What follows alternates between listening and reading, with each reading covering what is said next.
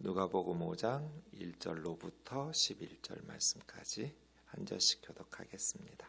무리가 몰려와서 하나님의 말씀을 들을새 예수는 게네사렛 호숫가에 서서 호숫가에 배 두 척이 있는 것을 보시니 어부들은 배에서 나와서 그물을 씻는지라.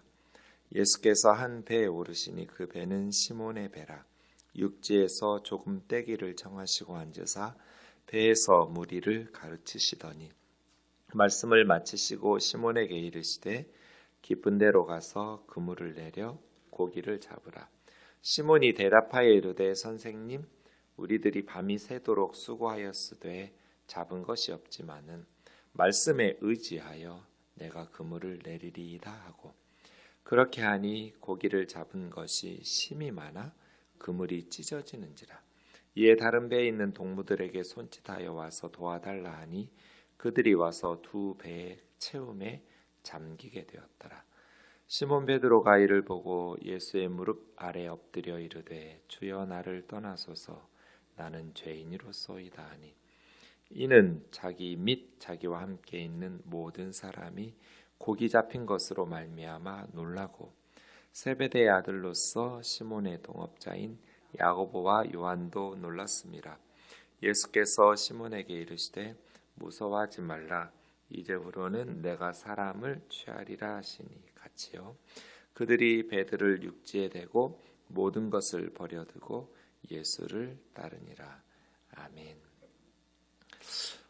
누가복음 5장에는 세 가지 기적이 나옵니다. 오늘 1절에서 11절까지는 첫 번째 기적인데요. 제자들에게는 운명의 아침이라고 할 수 있습니다. 1절부터 보겠습니다. 무리가 몰려와서 하나님의 말씀을 들을새. 어제 4장에서는 예수님께서 갈릴리 여러 회당에서 가르치셨다고 말씀하셨는데, 예수님은 회당에서만 가르치신 게 아니에요. 이렇게 해변가에서도 산에서도 들에서도 어느 곳에서든지, 그러니까 회당만 하나님의 성전이 아닌 거예요.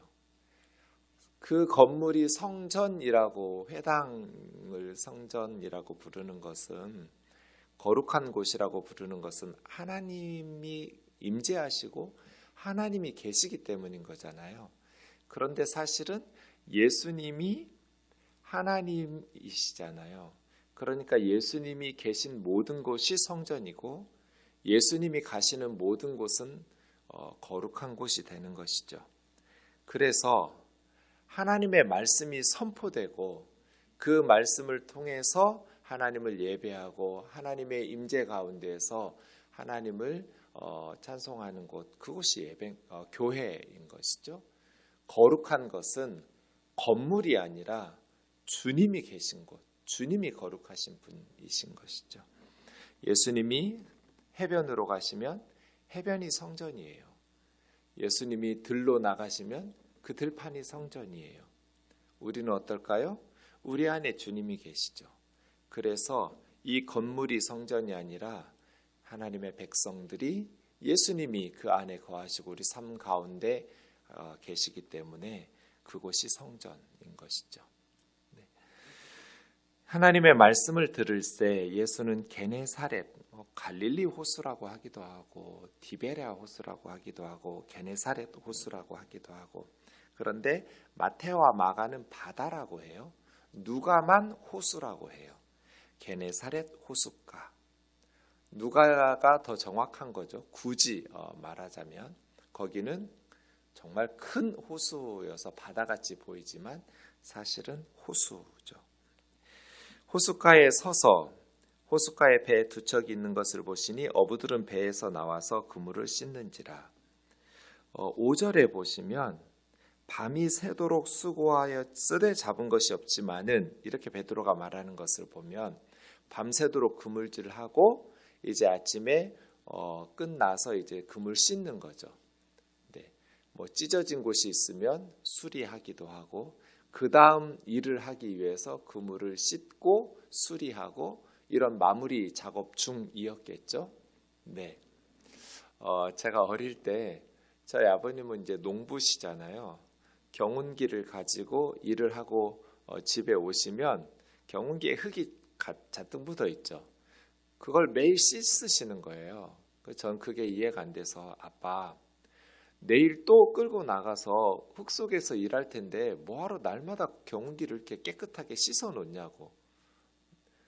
그렇잖아요. 밤에 자고 나서 그 다음날 아침이면 또 그 경운기 가지고 밭이나 논으로 가서 흙 속에서 일할 텐데 어린 제 생각에는 내일 또 흙 속에 들어가서 일할 건데 뭐하러 물로 깨끗이 경운기를 씻냔 말이에요. 그때 저희 아버지가 씻어놓지 않으면 고장이 나니까 깨끗이 씻어야 오래 고장 없이 사용할 수 있다 하면서 한마디 딱 했어요. 게으르면 농사 지을 수 없다. 진짜 부지런하셨거든요. 근데 어부들도 마찬가지겠죠. 네. 밤새도록 일을 하고 피곤했겠지만 그걸 깨끗하게 그물을 씻어놓고 또 수리해야 그 다음에 사용할 수 있겠죠. 게을러서는 어부도 할 수 없겠죠. 사실은 이날 베드로에게는 그렇게 참 유쾌한 날은 아니죠. 밤새도록 그물 던지면서 일했는데 잡은 것이 없지만은 그래서 참 여러분 참 역설적이죠. 예를 들어서 식당을 운영할 때 손님들이 많이 오면 더 일을 많이 해야 돼요. 그런데 안 피곤해요. 손님이 없으면 일을 조금만 해도 돼요. 몸이 안 피곤할 것 같은데 더 피곤해요. 그렇죠? 네. 어부가 그물을 내려서 물고기 잡은 게 많으면 사실은 육체적으로는 더 많은 일을 해서 피곤한데 덜 피곤해요. 기분 좋으니까요. 그런데 잡은 게 없는 날이에요. 그냥 헛수고 한 날이죠. 그런데 배를 좀 띄워서 강대상으로 예수님이 사용하시고자 부탁하신 거죠. 네.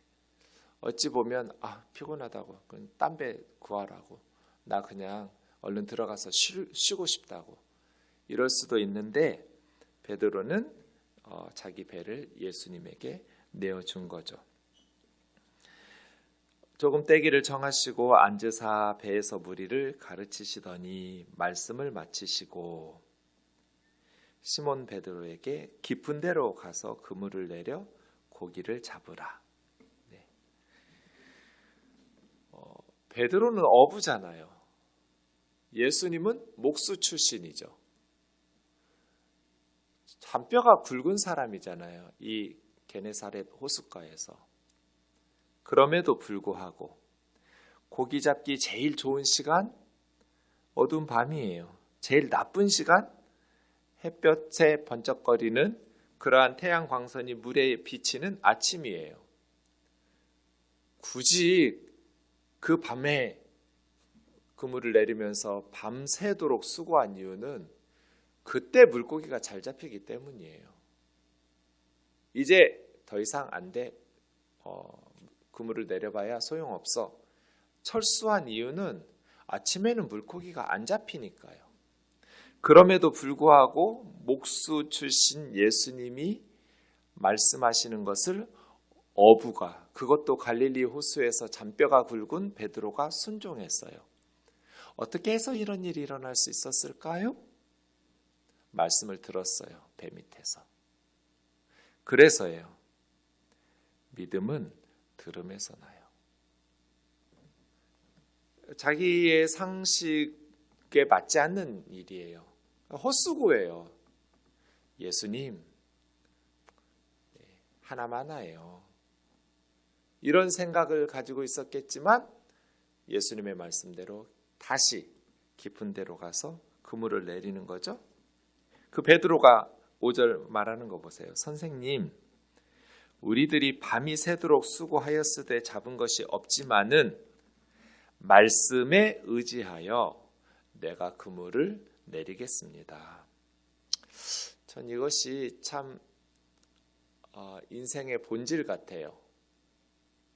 밤새도록 수고했지만 빈 배를 끌고 돌아오는 우리가 밤새도록 수고하면서 열심히 노력하면서 살지만 전도서 기자가 말한 것처럼 바람 잡는 것 같은 것이 인생 아닌가? 인생은 진실로 정점에 서 있을 때조차 허무한 거예요. 대단한 것을 이루고 엄청난 업적을 이루고 많은 사람들이 대단하다고 말하는 것 같지만 그냥 배에 물고기가 가득 차 있다 하더라도 우리의 인생은 빈 배예요. 그렇지 않나요? 어렸을 때부터 유도를 했어요. 그냥 올림픽 금메달을 목표로 죽도록 훈련을 했어요. 국가대표 아무나 하나요? 대한민국 1등이 국가대표 돼요. 그 국가대표로 선발돼서 올림픽에 나가서 금메달은 아무나 따나요? 세계에서 딱 한 사람 1등만 금메달을 따요. 이원희 선수가 그렇게 한판승의 사나이라고 불리면서 올림픽에 금메달을 땄어요. 금메달을 따자마자 어떤 마음이 들었을까요? 공허했대요. 그렇게 바라던 올림픽 금메달을 땄는데 그 순간 자기 너무 공허했대요. 허무했대요. 그게 인생이죠. 무엇인가를 얻은 후에 성취한 후에 빈배라는 것을 깨닫는 사람이 있고 원하는 것을 얻지 못하고 베드로처럼 빈배라는 것을 깨닫는 사람이 있을 뿐 인생은 밤새도록 그물질하지만 빈배였구나. 밤새도록 수고하지만 얻은 것이 없습니다. 여러분 인생은 어떠세요? 하지만 말씀에 의지해서 제가 금을 내리겠습니다. 그렇게 내렸더니 엄청난 물고기를 잡았죠. 순종이 큰 열매를. 그래서예요. 여러분 상식하고 맞지 않는 것처럼 보여도 이 진짜 어리석은 길인데 하나만 한데 쓸데없이 시간 낭비인데 싶더라도 주님께서 말씀하실 때 순종해보세요. 그러면 뜻밖의 전혀 예상치 못한 열매를 거둘 거예요.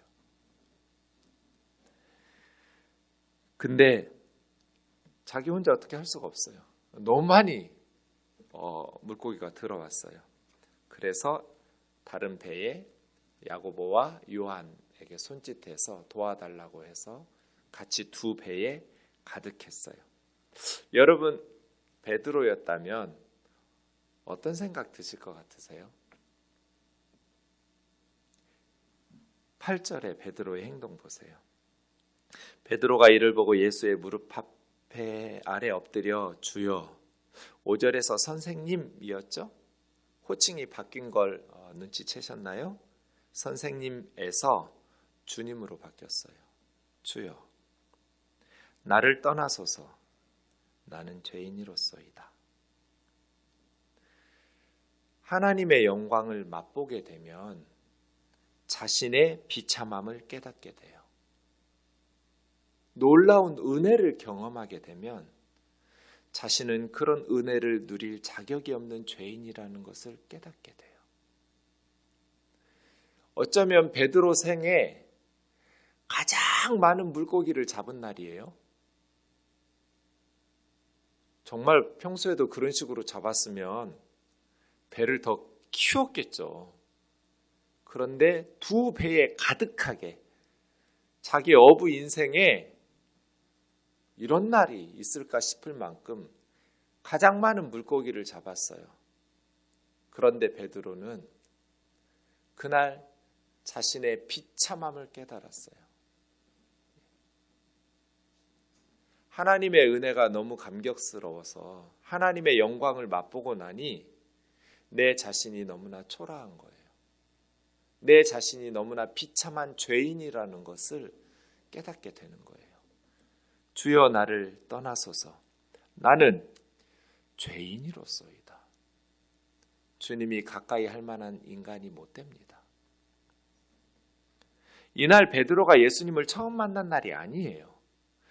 여러분 복음서에 처음 베드로가 나오니까 누가복음에 처음 나오니 베드로를 예수님 처음 만난 것 같았지만 그렇지 않아요. 요한복음 1장 35절에서 52절 사이에 이미 처음 만난 건 그때예요. 베드로가 먼저 만나지 않았어요. 안드레 형제가 먼저 만났어요.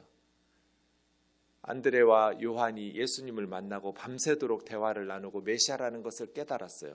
그리고 안드레가 첫 번째 한 것이 자기 형제 베드로를 데리고 예수님에게 온 거예요. 그때 예수님께서 베드로에게 이름을 베드로라고 지어주시면서 처음 만나 대화를 나눈 거죠. 그리고 나서 처음 만나자마자 제자로 따라다닌 거 아니에요. 다시 물고기 잡은 거예요. 그러다가 오늘 이 본문에서 베드로는 예수님을 또 경험하게 된 거예요. 주여 나를 떠나소서 나는 죄인이로소이다.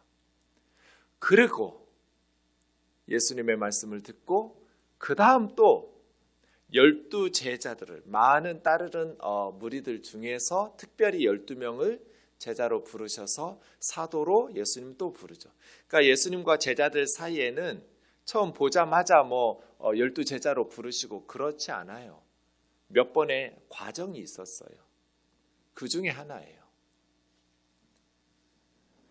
자기와 함께 있던 모든 사람이 고기 잡힌 것으로 말미암아 놀라고, 그러니까 업으로 잔뼈가 굵었던 베드로는 이 사건의 의미를 정확하게 간파하고 있는 거예요. 이 사건은 그냥 우연히 있을 수 있는 사건이 아니에요. 예수님이 어떤 분인지 그동안 예수님을 통해서 말씀들을 들었잖아요. 이전에도 만나서 예수님의 말씀을 들었고, 오늘 금을 내리기 전에도 베드로가 제일 가까운 데서 말씀 들었겠죠. 베드로의 배에서 말씀을 전하실 때 바로 옆에서 베드로는 예수님의 말씀을 들었잖아요. 그리고 눈으로 보고 경험했잖아요. 말씀을 듣고 그물을 내려서 물고기를 잡으면서 이분이 누구인지 눈 떠가는 거예요. 정확하게 베드로는 이 사건의 본질과 의미를 깨닫고 간파했어요.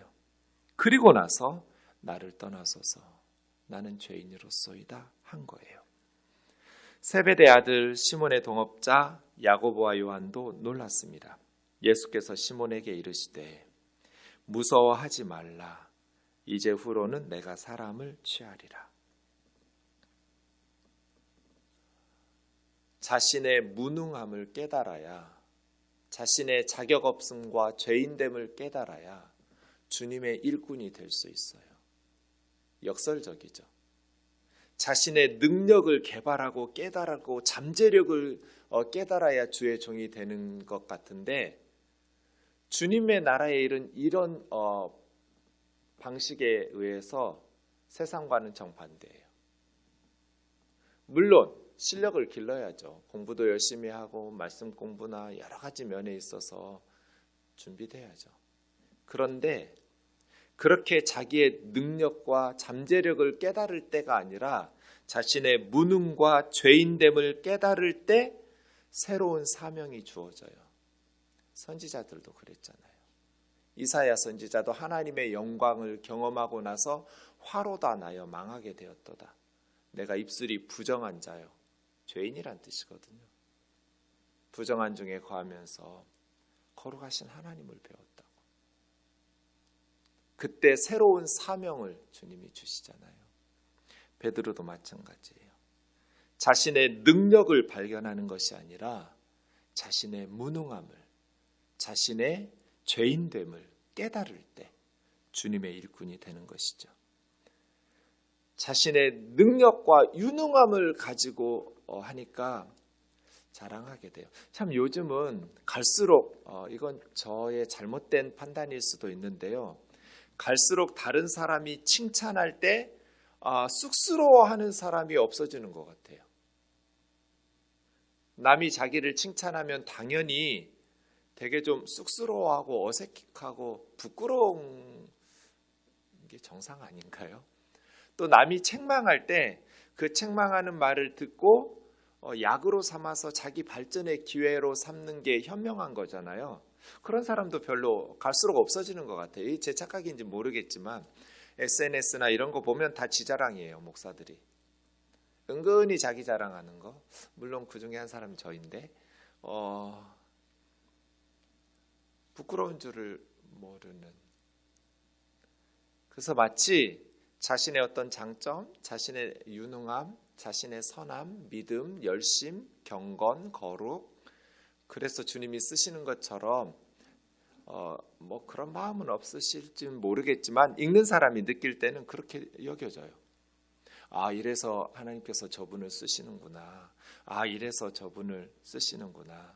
그런데 기억하셔야 돼요. 하나님께서 우리를 쓰시는 것은 우리의 잠재력과 유능함이 아니에요. 우리의 어리석음과 무능함을 깨닫고 주의 도우심을 의지하고 바울이 고백한 것처럼 나는 무능하고 연약한데 능력은 나에게 있는 것이 아니라 심히 큰 능력이 주님에게 있다라는 것을 고백하게 하는 것, 그 사역자거든요. 네. 자신의 무능함을 깨달을 때, 자신의 비참한 죄인됨을 깨달을 때, 그때 새로운 사명은 주어져요. 어떤 사명이었어요? 사람을 취하리라고. 사람 낚는 어부 되게 하는. 이 취한다라는 단어가 조그레오거든요. 조그레오라는 단어는 살리기 위해서 잡는 거지 잡아 먹으려고 잡는 게 아니에요. 조애가 생명이잖아요. 조그레오, 살리기 위해서 사람들을 얻을 거라고. 그래서예요. 우리는 죄와 사망의 바다에서 허우적대는 사람들을 잡아서 천국의 항구로 안내해야죠. 살리기 위해서 취하는 거예요. 사람의 영혼들을. 그들이 배들을 육지에 대고 모든 것을 버려두고 예수를 따르니라. 이거 보세요. 평생에 가장 많은 물고기 잡은 날이잖아요. 예수님한테 잘 보이면 진짜 금방 부자 될 것 같지 않으세요? 그런데 베드로는 예수님을 이용해서 부자 돼야겠다는 생각을 하지 않은 거죠. 그러니까 적당히 은혜를 받으면 예수님 이용해서 부자 되려고 그래요. 근데 진짜 큰 은혜를 받으면 모든 것을 버려두고 예수를 따르게 돼요. 세상을 초월해 버려요. 그래서 인생의 진로가 바뀌어 버려요. 예수님을 통해서 돈 벌어보자. 아니요. 모든 것을 버려두고, 이게 크레도인이죠. 예수님에게 자신을 던져버리는 거예요. 예수님을 위해서 그렇게 남은 삶을 바치고 마지막 자기 생명까지 순교의 제물로 바쳤던 운명의 아침, 이 베드로와의 주님의 만남. 저와 여러분의 삶 가운데에도 이러한 은혜가 있기를, 우리가 무엇을 하든지 꼭 신학교 가고 목사 되고 선교사 되고가 아니라, 뭐 목사들만 이렇게 살고 선교사들만 복음을 위해서 주님의 나라를 위해서 살아야 돼요? 여러분도 똑같죠? 우리 모두는 다 선교사이고 우리 모두는 다 주님의 종들이고 우리는 모두는 다 목회자들이에요. 주일학교 교사면 거기가 교회고 내가 목회자예요.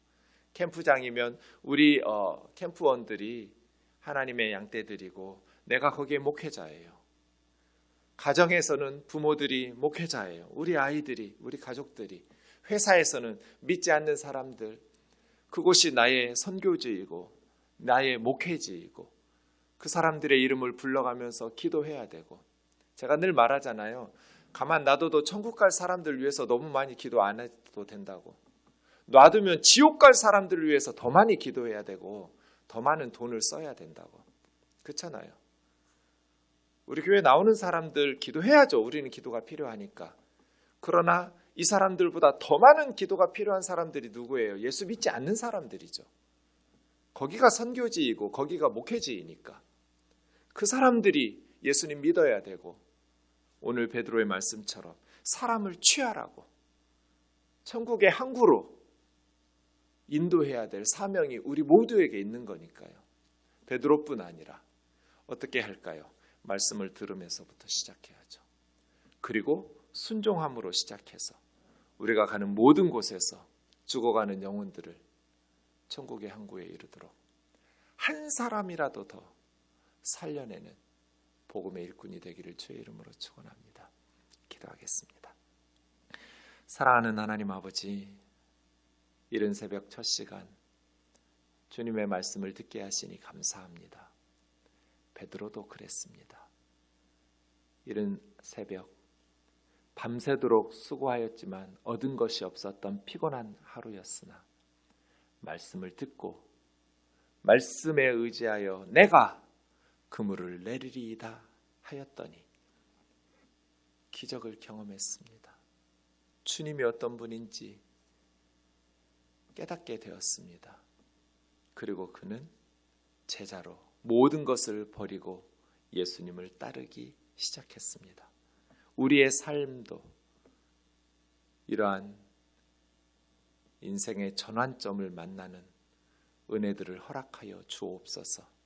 이전과 다른 2021년을 살아가게 하옵소서.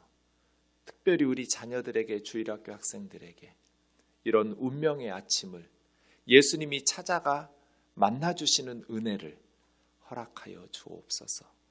예수님의 이름으로 기도하옵나이다. 아멘.